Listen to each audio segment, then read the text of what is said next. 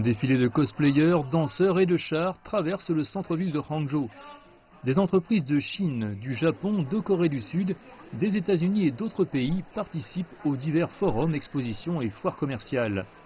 Le festival, qui en est à sa 14e édition, était au départ une fête où les fans de dessins animés pouvaient rencontrer dans la vie réelle leurs personnages préférés. Aujourd'hui, il est devenu un événement industriel de grande envergure. Il y a 6 ans, la plupart des visiteurs de l'exposition de bande dessinée étaient des fans de dessins animés. Ils venaient pour rencontrer des gens, retrouver leurs amis et prendre du bon temps.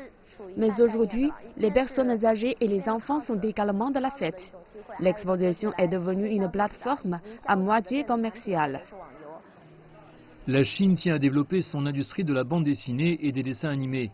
Depuis plus de 10 ans, le professeur Pan Tian de l'Institut des sciences humaines de l'université du Zhejiang observe l'évolution du marché chinois de ce secteur. Selon lui, l'industrie chinoise ne s'est pas encore complètement affranchie des influences japonaises et américaines.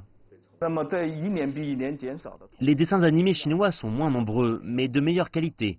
Je pense que l'industrie chinoise de la bande dessinée et des dessins animés est en pleine phase de transformation. Elle n'a pas encore quitté cette phase, car un des éléments clés d'une transformation réussie, c'est d'offrir une bonne qualité, un style chinois plutôt qu'une copie de ce que font les Japonais et les Américains. Les fans de dessins animés ont ici l'opportunité d'acheter des personnages qui ne sont pas d'ordinaire disponibles en magasin.